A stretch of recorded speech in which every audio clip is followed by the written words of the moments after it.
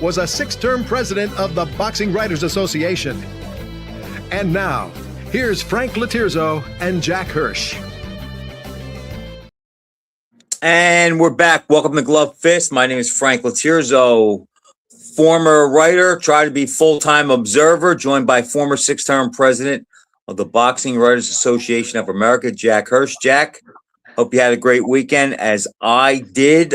Are these the doldrum days of the sport with not much happening?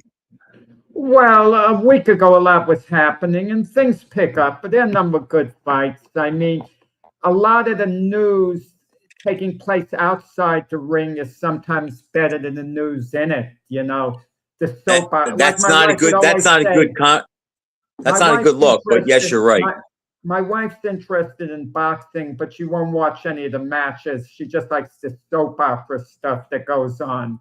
And we're getting a little of that. And even today, the news that came in, the news that we thought, Frank, was a possibility, but it looks like a reality. Well, Matt Christie reported in Boxing Scene, and Matt Christie was my former editor at Boxing News. He's a very credible guy. I got a great relationship with him.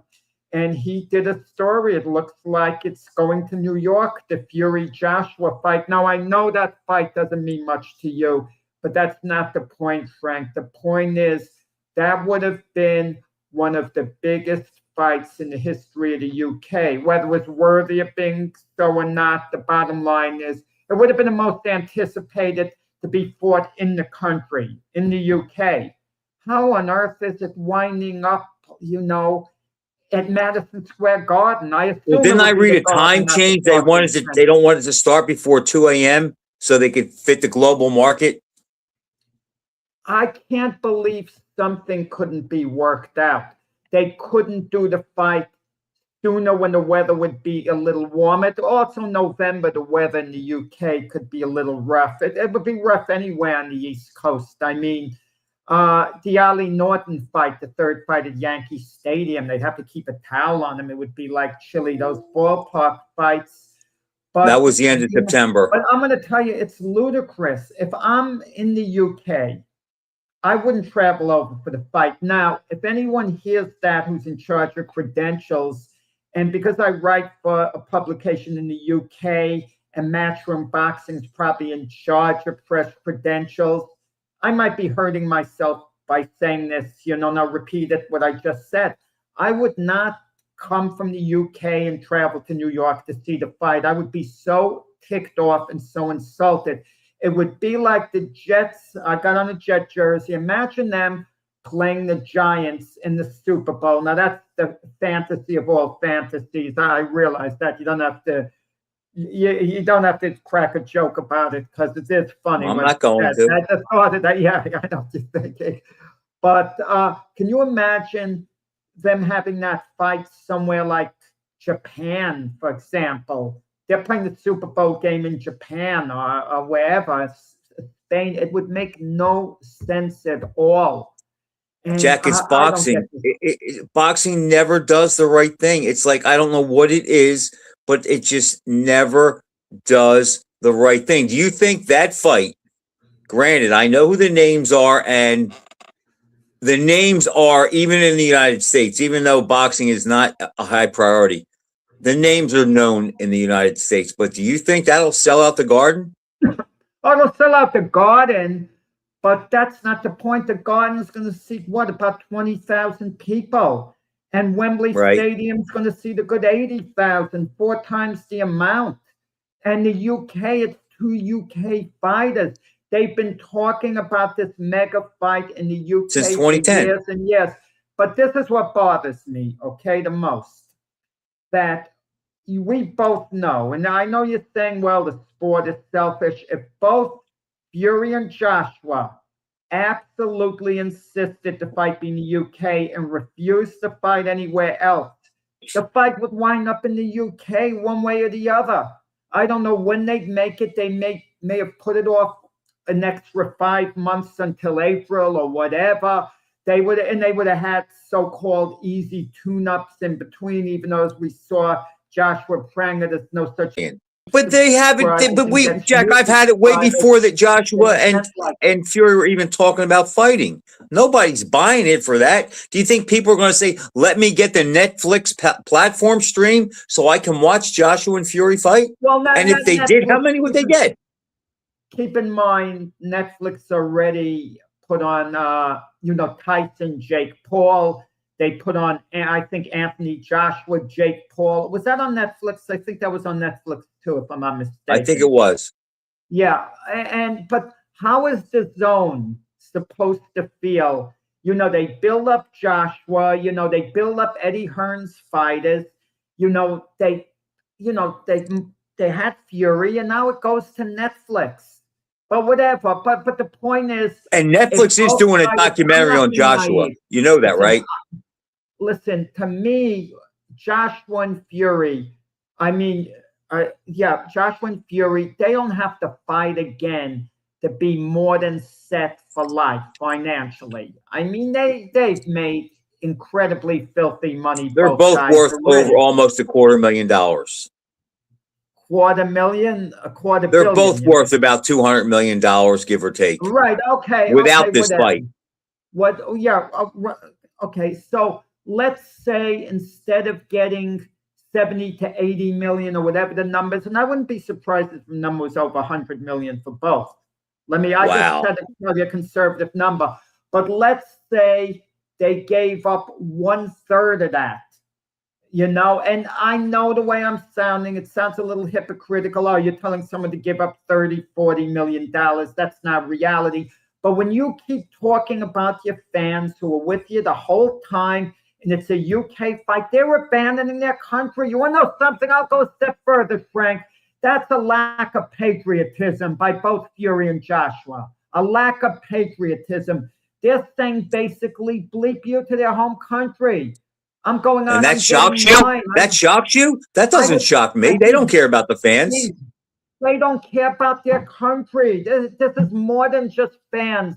This is something for the UK. They don't give a darn about the UK, their own country where they live. That doesn't surprise me at all, Jack. Not when you have that kind of money, you can do what you want. Listen, I'm a New Yorker. If the fight's taking place in New York the way it looks like it is, I'm going to want to go. I'll be excited. It's a fascinating heavyweight matchup. I know how little you think of the matchup, but when you look what's out there in the heavyweight division, it's the brand. They're big names. I can't dispute that. I just don't think the fight means anything. That's all I'm saying. It doesn't mean anything in the grand scope of things. We got to see Joshua and Fury fight, both as old, washed up fighters, where Fury can't move anymore. Joshua can't take a punch anymore. What does it solve other than it's a night out and something to talk about? But it doesn't really solve who was better or who in their prime. It really doesn't settle much, except one guy's going to have bragging rights. I kind of wonder too, Frank, will this fight create as big a buzz as maybe they're counting on in the United States? Some fights just don't take off, and they're not American fighters here. I know everyone is familiar with Fury and Joshua, but correct me. Well, that was my point, Jack. They know their names, but do they care about them? Who in the United States cares about Anthony Joshua?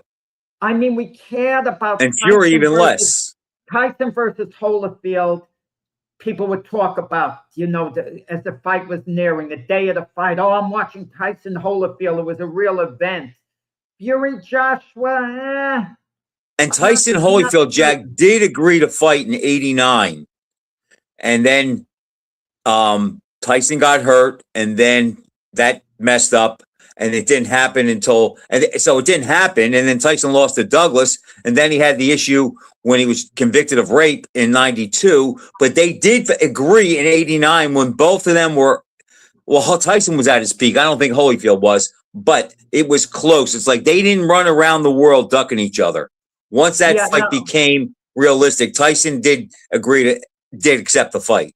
Now, if someone wanted to argue my point, they come up with this weak argument. They say, oh, well, look at Ali and Foreman. They didn't fight in the United States. They went all the way to Zaire in this. And it was different at that time. The heavyweight championship was global. Fury and Yes. Tyson is a Fury and Joshua isn't it's not a heavyweight championship fight, number one, even though they might try to throw a belt in front of one of the guys some way, some ridiculous how, whatever. But if ever a fight was built for a country, that would be the fight. It's like the fight that just took place in Japan, Inoue and Nakatani. That two Japanese guys. Could you imagine them fighting it out in Madison Square Garden, how insulted the country of Japan would be? It was a natural for that country. But I'll tell you what, Jack, if they could have made more money fighting in Madison Square Garden than they did in Japan, they probably both would have done it.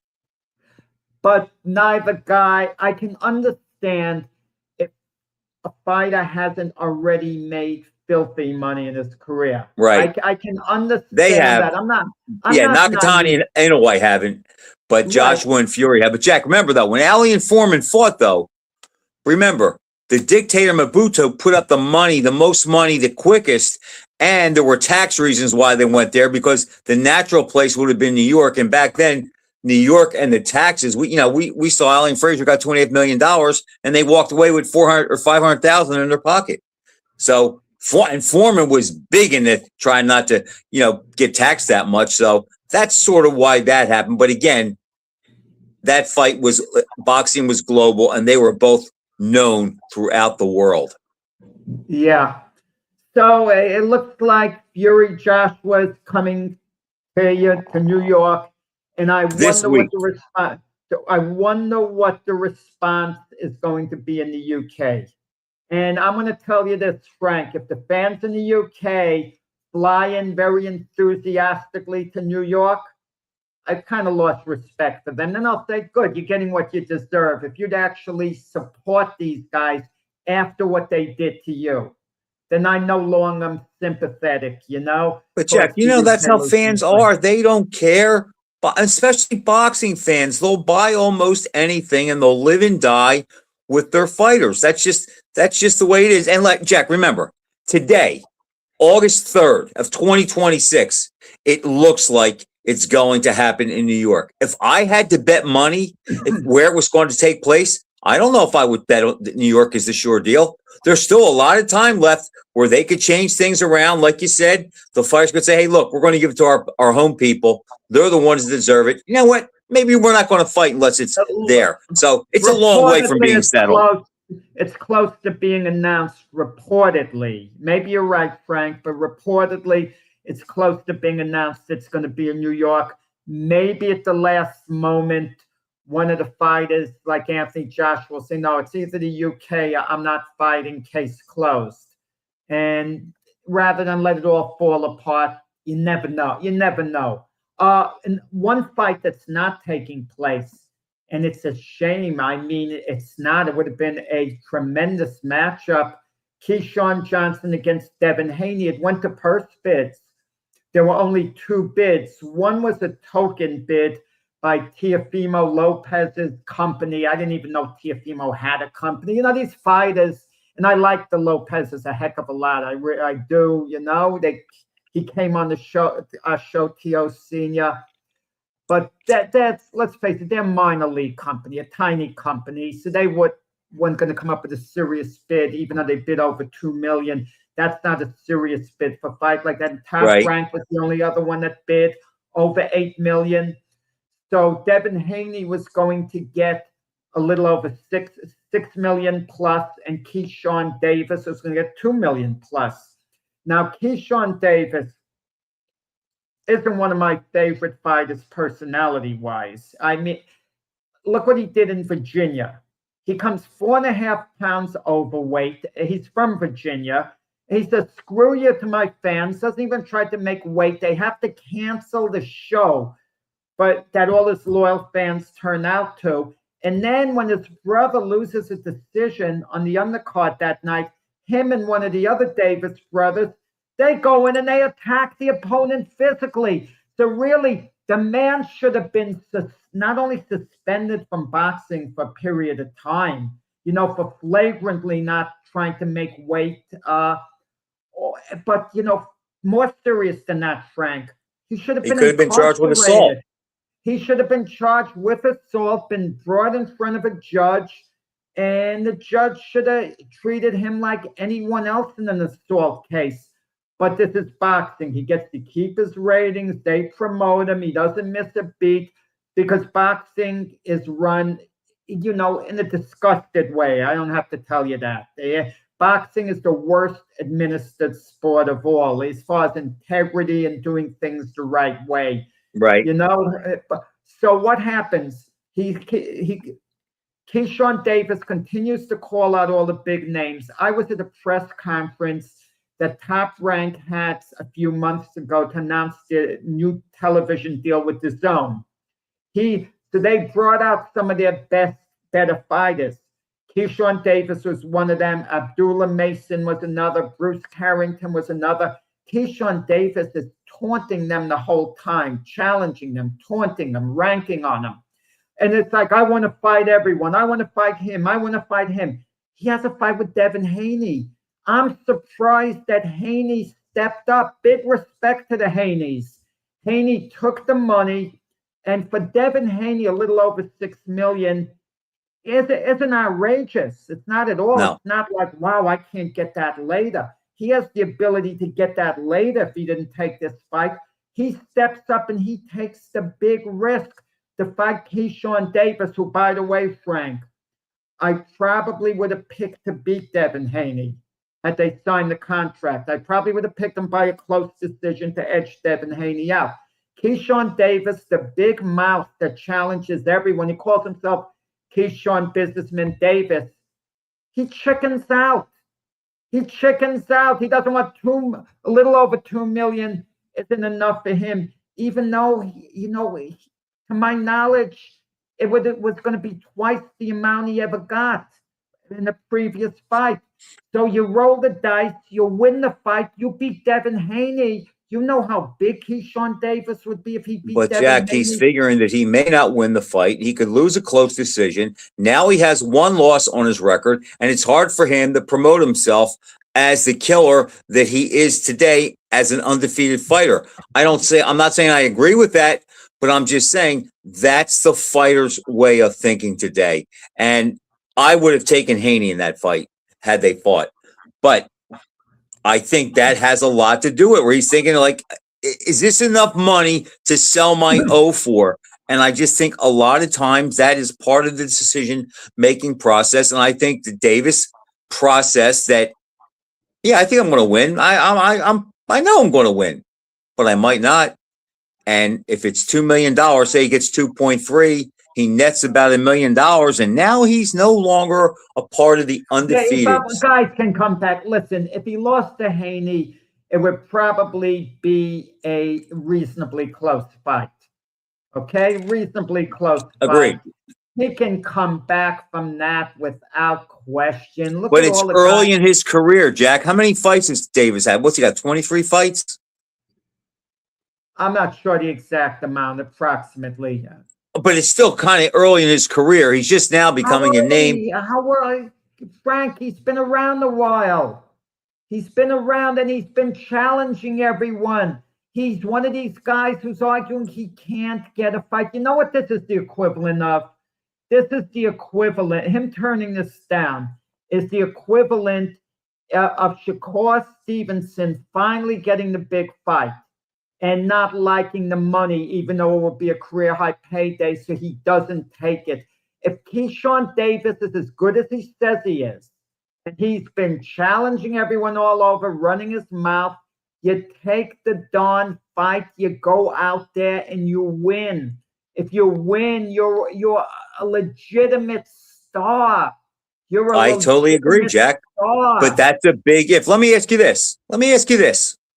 What do you think? Let's just say Keyshawn Davis called up Floyd Mayweather and said, what would you do? What do you think I should do in this situation? How do you think Floyd would counsel him? What do you think his advice would be? You think he'd say what you just said, take the fight and then win, and then you bet on yourself and now you can be the man? What do you think Mayweather would say at this point. You want to know something, Frank? You tend to pick on Mayweather, and I understand why. But Jack, wait a second. Answer my question. What would he say? And then rip me for picking on Mayweather. What do you think he would say? I don't know what Mayweather would say at this point. Jack, you talk on a lot of things that you don't know for sure. That's why we're here. What do you think he would say? You can never be proven wrong or right. What do you think Mayweather would say? He's not Mayweather's fighter. What do you think Mayweather would say as an advisor, as an ambassador to the sport at nearly 50 years old, and he's a young guy, a young champion in his prime, calls Mayweather and said, Floyd, look, here's the deal. Here's what I got. You know about Haney. You know me. What would you do? If I said to you, your life depends on it, and you have to read his mind, what do you think he would say? I would tend to believe Mayweather would tell him to decline the fight. I rest my case. I rest my case. What does that have to do? Listen, what happens? What? Okay, and if I said Jack, what happens it makes my Lennox Lewis? What would Lewis say? Lewis would say, "You absolutely go in there and take the fight." You're right, Jack. But Floyd Mayweather set the template for this generation from 2000 to now of how the fans think about fighters, how they look at fighters, and the business model. And everybody wants to model after Mayweather. Remember, he did the same thing. He turned down fights and thought $3 million. Think 15, 20 years ago, he said $3 million were slave wages. What would he say to Keyshawn Davis today? He would say, and Jack, that's my point. Let me finish. That's my point. Jack, that's my point. You say I pick on Mayweather, and I do. And this is why. Because he set the tone for the way the younger fighter thinks today. You trade on the O, and once you lose the O, no matter who it was, if Joe Louis came out of his grave and beat Keyshawn Johnson, people would still look at him as a defeated fighter and no longer worth their time. And the fact that, and I know you're honest, and I knew you were going to say, you know that Mayweather, forget about if it's wrong or right. The fact is, the guy who's the most influential fighter to today's younger fighters, they would lean on him for business advice, and he would tell him not to take the fight. And in my opinion, and in my mind, I believe that thinking is going on in Keyshawn Davis's head, and that's why he's declined it. I don't know if he talked to Mayweather. Obviously, we can't know that, but I think that mindset has been brewing since Mayweather started it in 2007 when he fought De La Hoya. And the last 10 fights of his career, he traded on the O. Yeah, I can understand where you're coming from. Cases are different. Andre Ward retired undefeated, but he had to take a chance with Sergey Kovalev, and a lot of people thought he lost the first fight. And Mayweather did take chances during his career. But Jack, he took them under his terms. Yes, he did. He took them under his terms. And when you talk about Andre Ward and Lennox Lewis, if he called them, but why would he call them when Mayweather probably made 2.5 or 3 times as much money as Lennox Lewis and probably 10 times more than Andre Ward? He would talk to the guy that is supposedly the business mind and master when it comes to boxing. Shakur Stevenson, he wants to fight Devin Haney.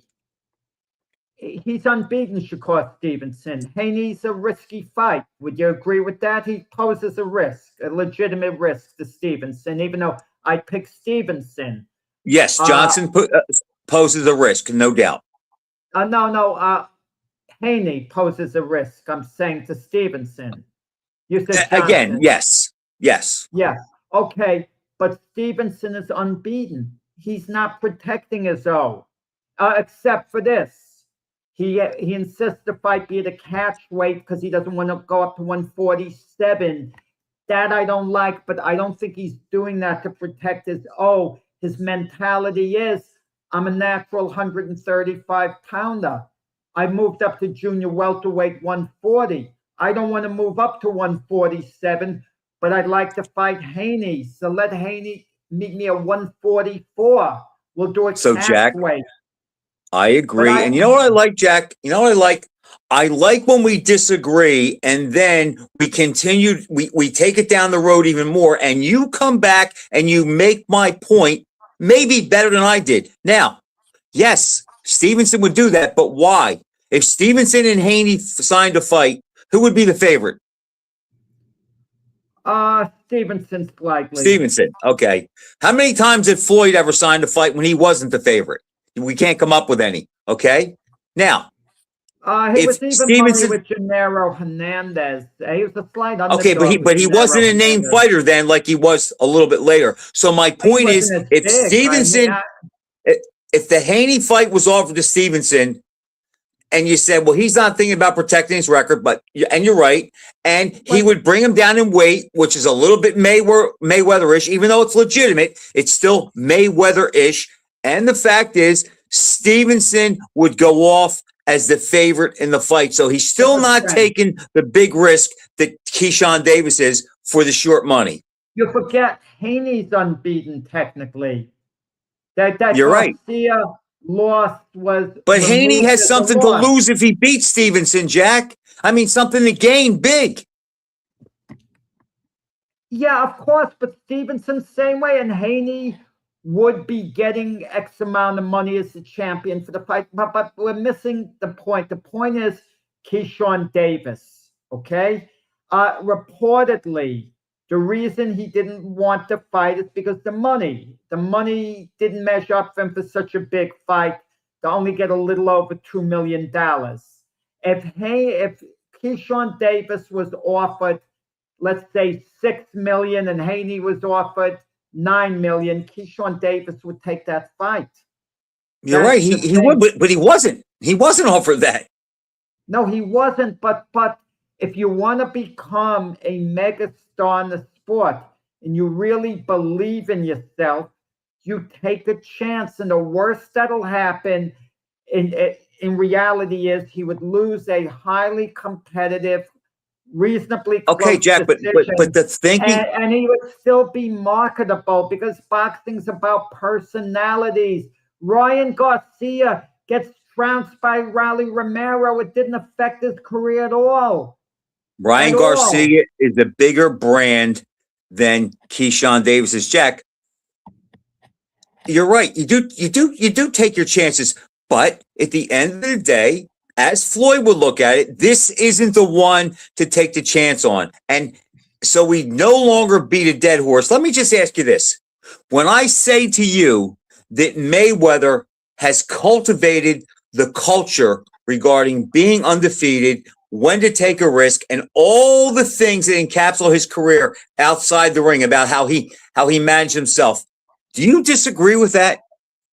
Do you disagree with the fact that the way fighters look at things today, they look at it like him? Mayweather said, screw the fans. When you're broke or if you're injured or whatever happens, they're not going to be there for you. So soak them as much as you can. Stay undefeated. Pick your spots and pick the risk. Do you disagree with me when I say that he has? You do. No, I'm not saying I disagree, and I can't. It depends on the individual case, Frank. Look, across the board. Terence Crawford was unbeaten in his whole career. He's never lost, retired unbeaten. You mean to tell me Crawford wasn't taking risks all along?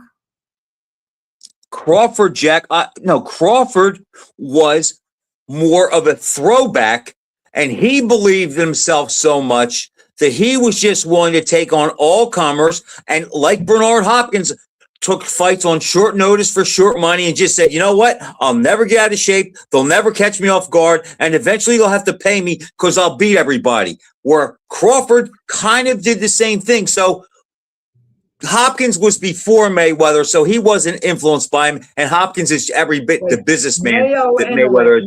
But Crawford is the one guy that didn't follow the Mayweather template. All he did was say, I'm going to make sure I take care of business in the ring. And when I do that, everything else will work out. I'll give you another example. Naoya Inoue, unbeaten. He's taking risks against Nakatani.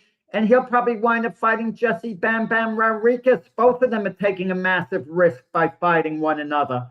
And someone's has to go. But Jack, they're not melting it up like upside for Mayweather. the winner, though.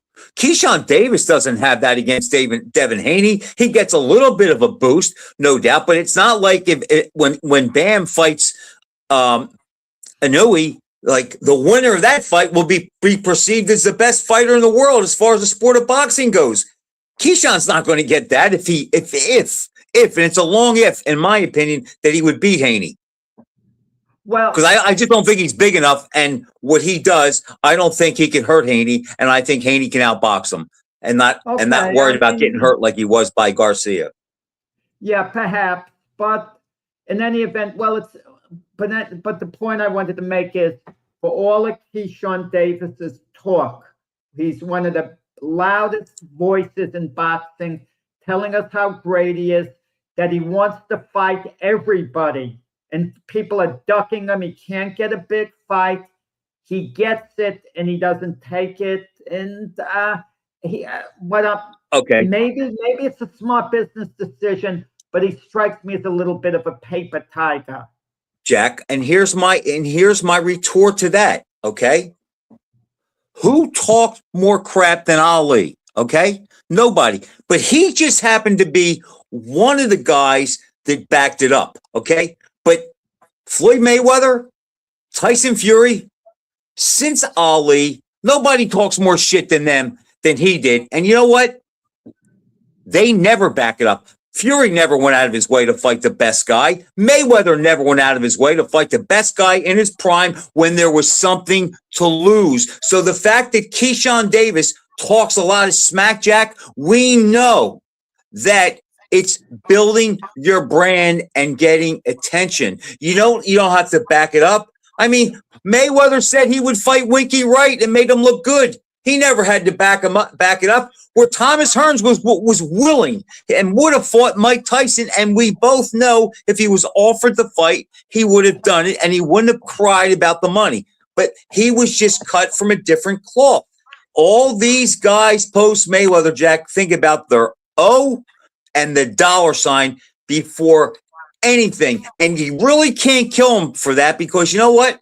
If they end up afflicted with brain damage, and you kind of got on me for what fight, that Spence may have taken too many punches. I didn't think it was all that bad, but if you're right, and in 10 years or 15 years, Spence is on his heels and most of his money's gone, what fans are going to come and help him out and say, well, you know what? You agreed to fight Crawford. You came back and fought Zoo. Nobody will look after them. And that's what I'm saying. That's how Mayweather has affected the sport. And that's my problem with him. And I think it's a bad model, Jack. And that's why today everything's pay-per-view. Yeah, well, getting off that, there was a good fight this past weekend. William Cepeda appointed Lamont Roach, and some wins and some losses, they really age well or they age bad. And in the case of William Cepeda, it made Shakur Stevenson's victory over him. Look even better. It aged well. Yes. Very, very well, because he beat Cepeda decisively over the distance, and Cepeda scored a hard-fought, legitimate, well-fought decision over Lamont Roach. And he changed his style a little bit, and he gets credit for that. And it doesn't make Tank Davis look too good. Tank's been off a while. He's had trouble with the law. We don't know what the heck is going on with him, but it appears in all probability Tank's is a career that's never going to reach its full potential, no matter what he does from now on. And we thought that all along. You just knew by his lifestyle and everything around him. You kind of figured that it was never going to be all it could have been. Yeah, and Tank, he could still figure in a big fight if the legal system, allows them and things pass. We don't even know what's going on with them with the legal system. Now it's kind of went quiet. But if Tank was allowed back in the ring, he'd have no shortage of opponents, people wanting to fight him. So he would be in demand, be it a Ryan Garcia rematch. Maybe Garcia would want it. There's a lot of money. Shakur Stevenson, in that fight. There was talk even of Nui moving up in weight and Stevenson fighting, I mean, not Stevenson, Haney, not Haney again, Tank Davis. Tank. I'm sorry. Tank. That's a double mistake. Tank. Some people feel he could still make 130 if he had to. So we'll see.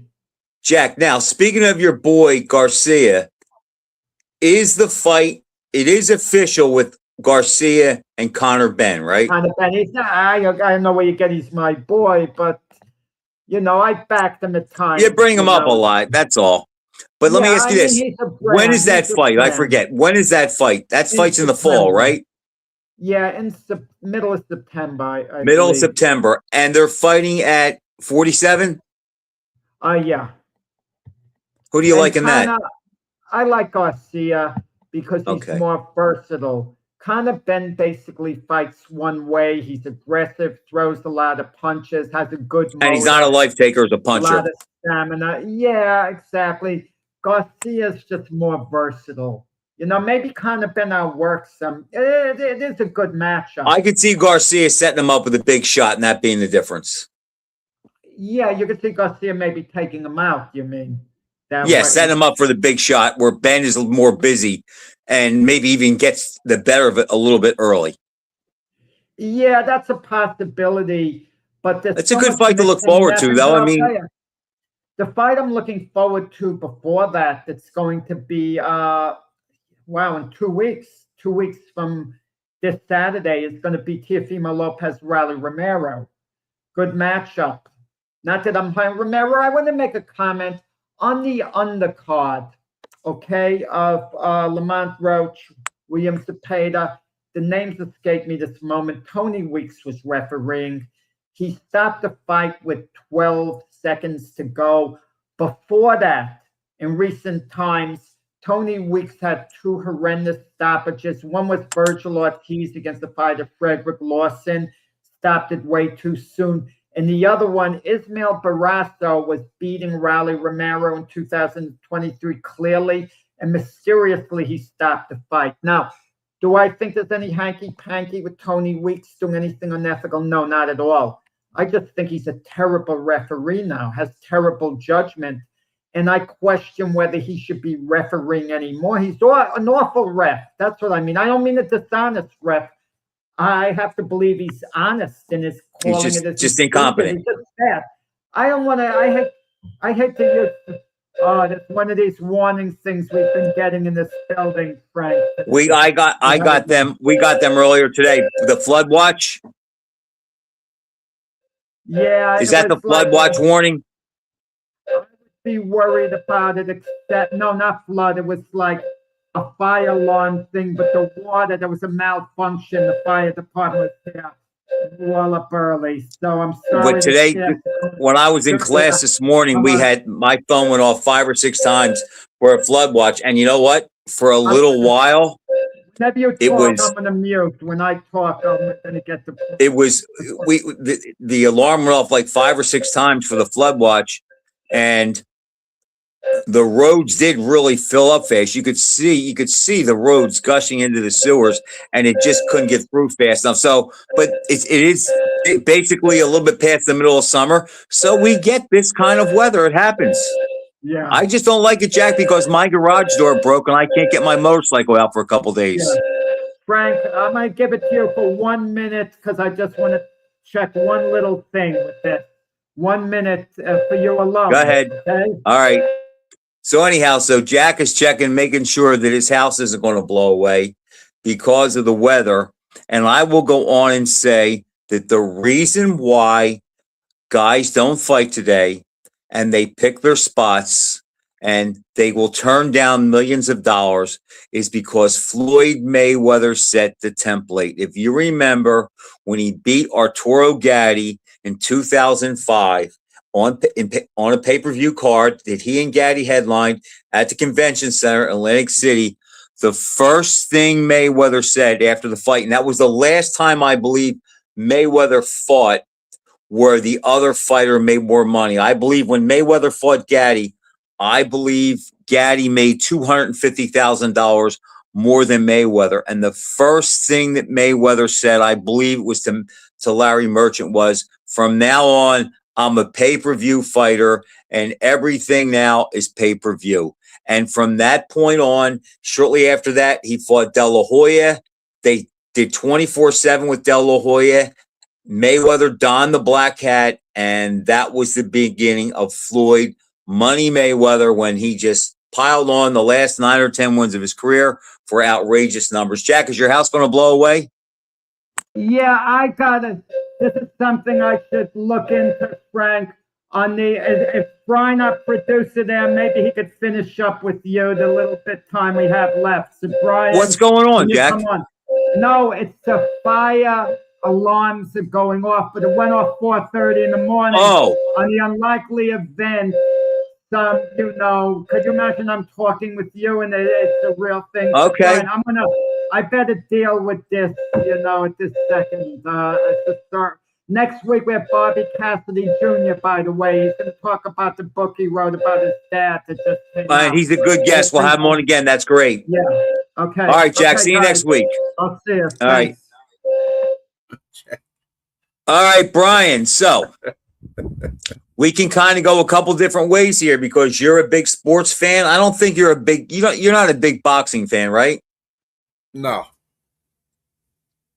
Not Did really. you ever follow it? Do you have favorite fighters? Like, what's your tie into it? Or do you just listen to me and Jack go back and forth? The 90s were basically what I got out of boxing. So Tyson, Marvin Hagler, Sweet Pea Whitaker, those types of fighters. Lennox Lewis. Lennox Lewis, yep. Yeah, two of those guys, De La Hoya. You know what, Brian? That was actually a good era.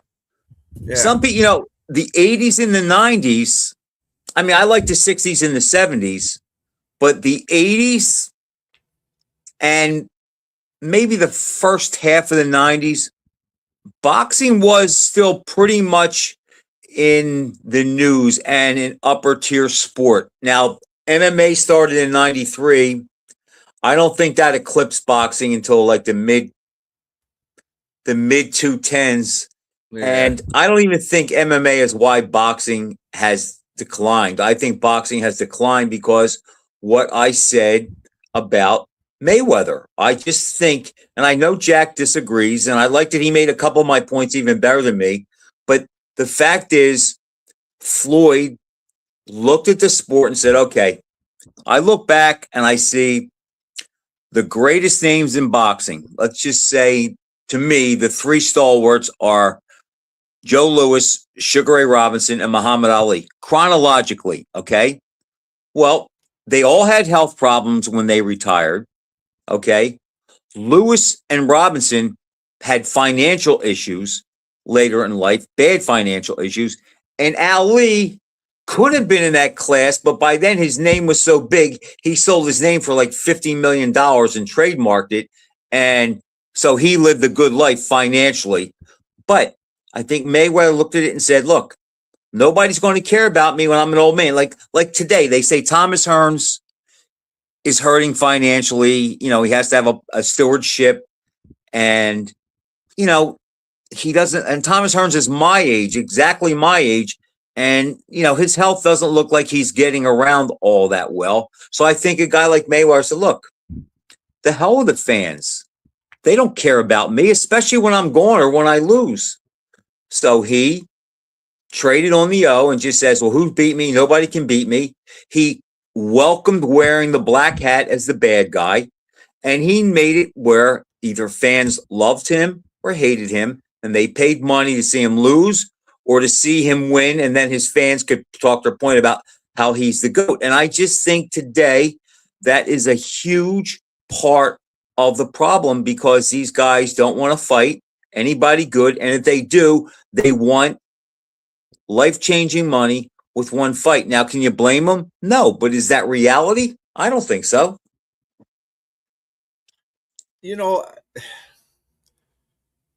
We just got to go into sports not thinking about each other. In other words, the athletes shouldn't think about whether the fans care, because at the end of the day, what is it? It's a job. right? You get paid professional money to do professional sports. Fans should not think that athletes care about them because they don't. A lot of athletes don't care about their fans. They don't. They're there to do a job. They have fun at it. A lot of them have fun at their Well, job. think But about they this too. also, I mean, it's a give take situation. That's what I'd say. Okay. But think about this. When the Eagles and the Cowboys play, now the Cowboys are more hated by Eagle fans than I think the Eagles are by Cowboy fans. But my point is, Eagle fans and Cowboy fans will get in fistfights during the games and after the games. But yet Dak Prescott and Jalen Hurts will be photoed at a club or a restaurant together, sitting together, having dinner and a drink. It's like, and a lot of the professional athletes that I know, and I'm sure you do too, and I know, let's see, besides fighters, I know a few, more than a few NFL players and, MLB players and, a couple hockey players live in my development. And it's like, the hatred is not there. They all know, or they go into it with the idea, this is a business. I have a 10-year window and I want to manage that window well enough. So when I can no longer make that big money on the ice, on the field, on the court, I don't have to go get a job. I can live off of my investments. And you kind of can't blame them. And then with fighters, it's even more so for the fact that their career could be shorter. It could end much quicker. Less of them make the huge money that the other guys do. And it's like, some people resist it when I talk about it, but I just think, I hate to say it. And they think, I don't hate to say it, but it's the truth. The reason why we have all these streams today and we have to pay for everything is because of Floyd Mayweather. He changed the culture where boxing fans almost think that if I don't have to pay extra to see you, you're not worth it. And if you lose, even if you lose to somebody good, you're not quite worth it. And it wasn't like that the whole, in the history of the sport so much to this point. Before, guys would have 10 losses and still be considered great fighters and a big draw. Excuse me. Yeah. I think with boxing and fans, it's a little bit different because it's an individual. It's not a brand. So in other words, like you can have Dallas and Eagle fans fighting right over the brand, whereas they're not fighting over, you call Dak this or you call Jalen Hurts. Nobody cares about that. Yeah, they never diss each other. You're a Cowboys fan, no matter who is playing for your team. Right. And they cheer for the uniform. Yeah, they cheer for the uniform. Whereas boxing, it is more individual because it's more personal. Well, that's what you have your favorite fighter, you have your one you don't like, whatever the case may be. I don't know where the fandom has fallen off at, or where boxing has not taken it back up. There's something that went wrong in the 2000s when boxing was, after boxing in the 90s and the 80s were in the 60s and 70s even were good, were great. Now it's like, who really cares? Well, but Brian, here's the thing though. Just the other, when was it? I think it was in June that Boots fought Zejas. And a lot of people complained about it was $80. But guess what? The fight only went 7 rounds. But it was exciting as all hell for the entire fight. I don't know anybody that complained about shelling out $80 for that fight that night. And that's the thing.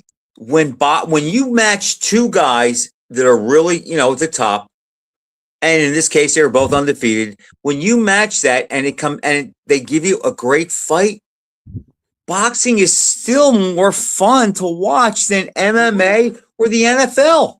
When you get that quality, the problem is we just don't see that. And if Joshua and Fury isn't the perfect example. Now look, there's a chance it could turn out to be a great fight, but the odds of that are minuscule. The only thing they have going for them are the names. However, the fact that, Fury's 37, Joshua's 36, neither guy is what they were. It's sort of like, when Ali and Frazier had to throw in Manila, okay?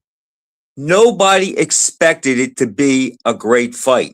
Now, look, I don't think it was as good as their first fight, but in the annals of boxing, most people consider that the third fight the greatest heavyweight championship in history. And why?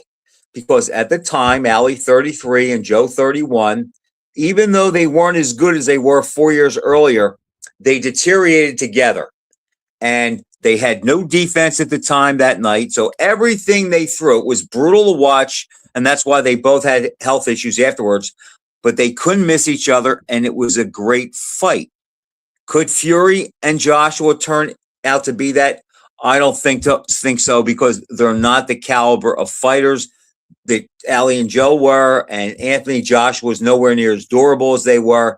But it could turn out to be a great fight. But the reason why it's a big fight, Brian, is because even though these guys are declined, the fact that you're going to be able to wake up that day and know that you're going to see Fury and Joshua in the ring at the same time, people will be excited. Just like Mayweather and Pacquiao was 5 years too late.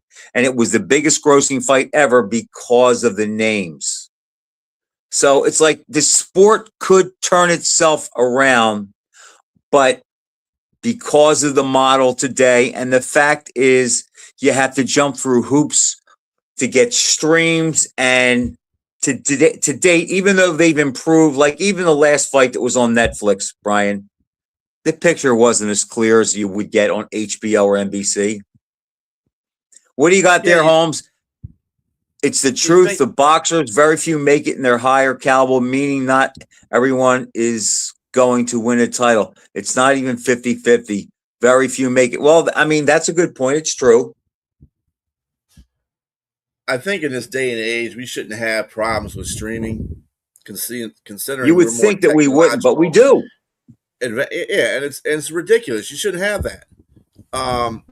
First of all. Second of all, you don't have the matches like you had in my era when I was watching boxing, the 80s and the 90s, where you had a consistent slate of heavyweight fighters that were really good, and they had good names and they could fight.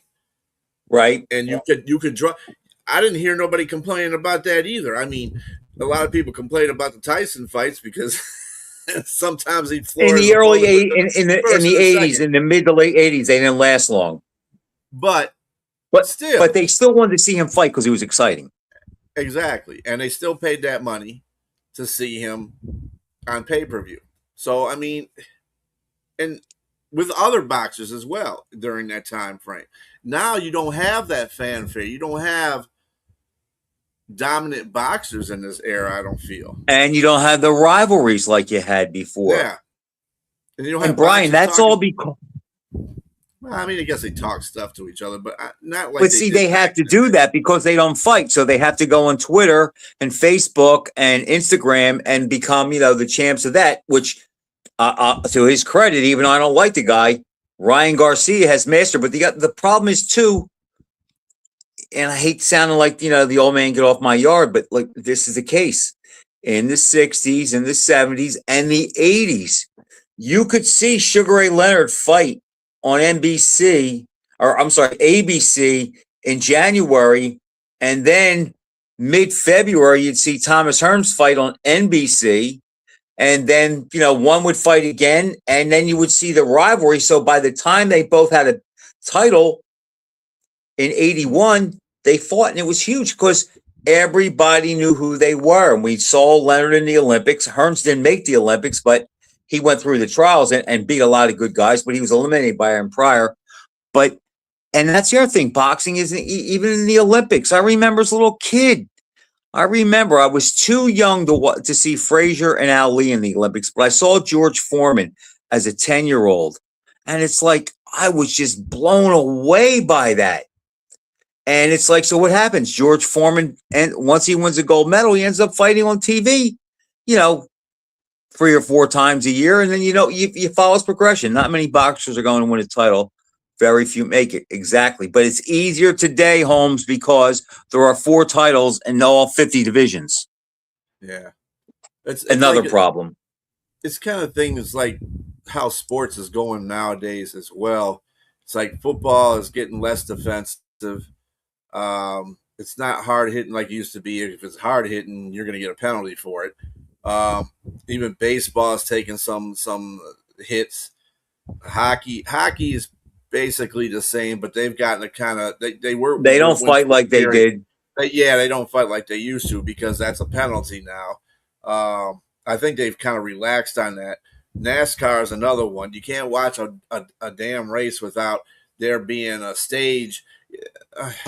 The cautions up the butt. Nobody cares about all that stuff. Let me ask you this. I know. Go ahead. As we close out, let me just get you on this. You're a big football fan. Is Dan Marino one of the top 5 quarterbacks ever? I've been seeing that a lot lately. Top 5. I don't know about top 5.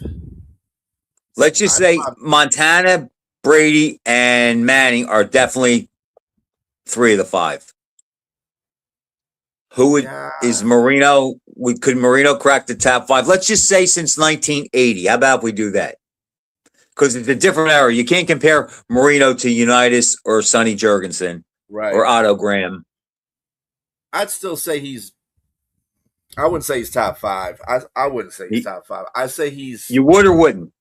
Wouldn't. I wouldn't say he's top 5. If he won a Super Bowl, would he be top 5?